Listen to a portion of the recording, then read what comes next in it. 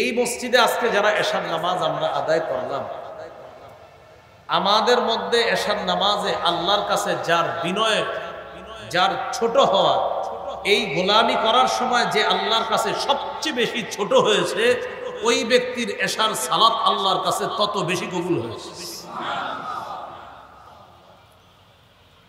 ইবাদত সম্পর্কে এক নম্বর কথা শিখবো, ইবাদতের আবিধানিক পারিভাষিক অর্থ।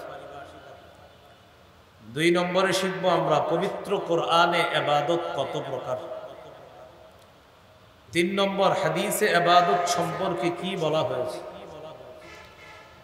4 নম্বর উপকারিতা লাভ করার দিক থেকে ইবাদত কয় প্রকার।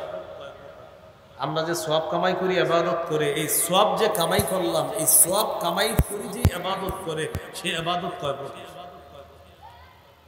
সর্বশেষ আলোচনা, ইবাদত কয় মাধ্যমে করি আমরা। 21 পারা 2 নম্বর পৃষ্ঠা সূরা আনকাবুতের 57 নম্বর আয়াত আল্লাহ বলেন, কুল্লু নাফসিন যায়িকাতুল মাউত, প্রত্যেকটি নফস মৃত্যুর স্বাদ গ্রহণ করবে। 3টি কথা নিজেই নিজেকে প্রতিদিন বলতে পারেন, আমি দুনিয়াতে কেন? আল্লাহর গোলামি করার জন্য। 2 নম্বর, কতদিন গোলামি করব? মৃত্যু পর্যন্ত। 3 নম্বর, নিঃসন্দেহে আমার মৃত্যু হয়েই যাবে, এতে কোনো সন্দেহ নেই।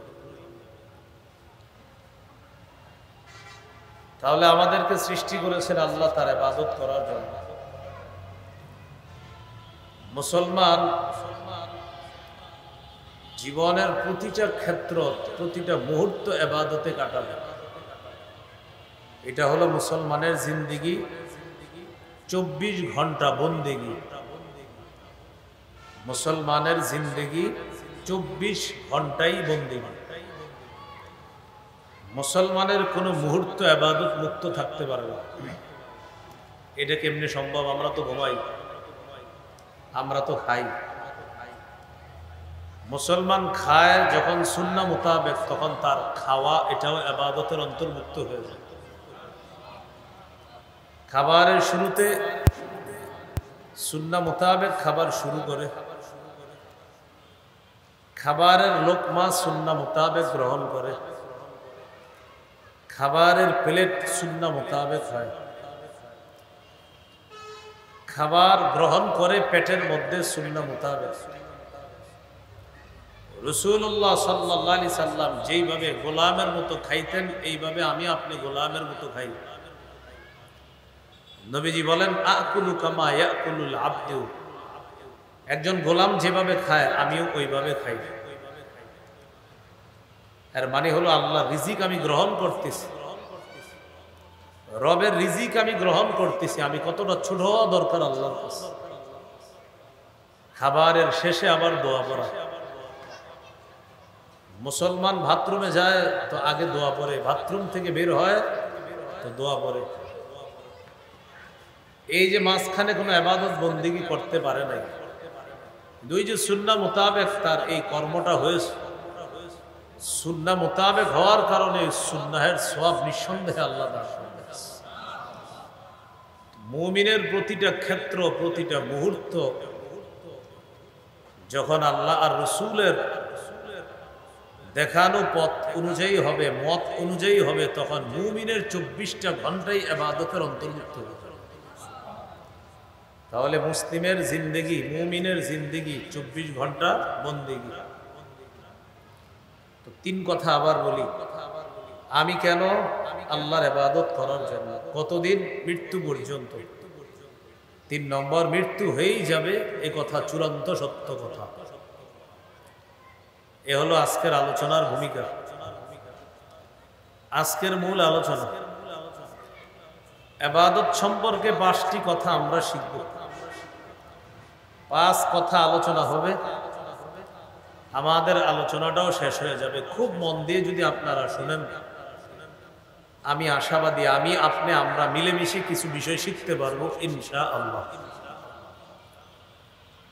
ইবাদত সম্পর্কে 1 নম্বর কথা শিখব, ইবাদতের আবিধানিক পারিভাষিক অর্থ। 2 নম্বরে শিখবো আমরা পবিত্র কোরআনে ইবাদত কত প্রকার। 3 নম্বর হাদিসে ইবাদত সম্পর্কে কি বলা হয়েছে। 4 নম্বর উপকারিতা লাভ করার দিক থেকে ইবাদত কয় প্রকার। আমরা যে সওয়াব কামাই করি ইবাদত করে, এই সওয়াব যে কামাই করলাম, এই সওয়াব কামাই করি যে ইবাদত করে, সেই ইবাদত কয় প্রকার। সর্বশেষ আলোচনা ইবাদত কয় মাধ্যমে করি আমরা। এই 5টি আলোচনা আমরা করব ইনশাআল্লাহ। 1, ইবাদতের আবিধানিক পারিভাষিক অর্থ।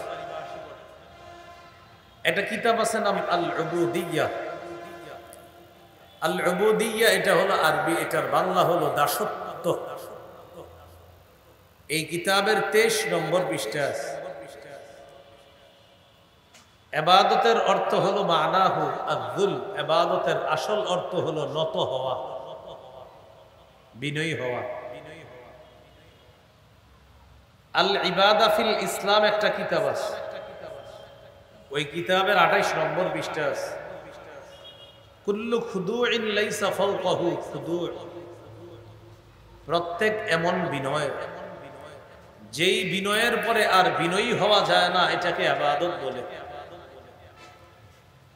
এই কিতাবেরই 30 নম্বর পৃষ্ঠা আছে। আল ইবাদাতু হিয়া তাআতু মা গায়াতিল খুদু'। চূড়ান্ত বিনয়ের সাথে আল্লাহর আনুগত্য করাকে ইবাদত বলে। আজকে এশার নামাজ আমরা এই মসজিদে আদায় করলাম। আপনাদের সাথে আল্লাহ আমাকে ওই মসজিদে এশার সালাত ইমাম সাহেবের পিছনে পড়ার তৌফিক দান করেছেন। এই মসজিদে আজকে যারা এশার নামাজ আমরা আদায় করলাম, আমাদের মধ্যে এশার নামাজে আল্লাহর কাছে যার বিনয়, যার ছোট হওয়া, এই গোলামি করার সময় যে আল্লাহর কাছে সবচেয়ে বেশি ছোট হয়েছে, ওই ব্যক্তির এশার সালাত আল্লাহর কাছে তত বেশি কবুল হয়েছে। তাহলে ইবাদতের আবিধানিক অর্থ কি শিখলাম? চূড়ান্ত বিনয়ের সাথে আল্লাহর আনুগত্য করা। আজকে থেকে যত ইবাদত করব, প্রতিটি ইবাদতে আমি নিজেকে পরীক্ষা করব, আমি আল্লাহর সামনে কতটা ছোট হতে পেরেছি। এই জন্য আল্লাহর সামনে ইবাদত তথা গোলামি করার সময় সবচেয়ে ছোট হয়ে যাওয়া, এটা হলো ইবাদতের মূল অর্থ, আবিধানিক অর্থ। ইবাদতের পারিভাষিক অর্থ। আল ইবাদাতু হিয়া ইসমুন জামিউন লিকুল্লি মা ইউহিব্বুহু আল্লাহু ওয়া ইয়ারদাহু মিনাল আকওয়ালি ওয়াল আ'মালিজ যাহিরা ওয়াল বাতিনা। এটা আমি সহজে বলি যেন আপনাদের মনে থাকে। আমার, আপনার, আমাদের প্রকাশ্য কথা, গোপন কথা, প্রকাশ্য কাজ, গোপন কাজ। আমি আবার বলছি, আমার, আপনার, আমাদের সকলের প্রকাশ্য কথা, প্রকাশ্য কাজ, গোপন কথা, গোপন কাজ যদি আল্লাহ পছন্দ করে, এটাই ইবাদত। তাহলে সহজে শিখে ফেললাম। আজকে থেকে আমি যত কথা আস্তে বলবো, যত কথা জোরে বলবো, যত কাজ আমি গোপনে করব, যত কাজ আমি প্রকাশ্যে করব, আমি চিন্তা করব আমার রব যেন আমার গোপন কথা কাজ, আমার রব যেন আমার প্রকাশ্য কথা কাজ পছন্দ করে। রব যদি আমার প্রকাশ্য গোপন সব পছন্দ করে, আমার প্রতিটি গোপন প্রকাশ্য কথা কাজ ইবাদতের অন্তর্ভুক্ত হয়ে যাবে। যেমন আমি আপনাদের সামনে এই মুহূর্তে কথা বলতেছি, এটা কি গোপনে বলতেছি না প্রকাশ্যে? আমার এই প্রকাশ্য বলা, এটা যদি আল্লাহ পছন্দ করে, আপনারা প্রকাশ্যে আমার কথা শ্রবণ করতেছেন, শ্রবণ নামক এই কর্মটা যদি আল্লাহ পছন্দ করে, আমার বলা নামক এই কর্ম যদি আল্লাহ পছন্দ করে, নিঃসন্দেহে আমার বলা আর আপনারা ধৈর্য ধরে শ্রবণ করা উভয়টা ইবাদতের অন্তর্ভুক্ত হয়ে যাবে। মনে থাকবে না ইনশাআল্লাহ?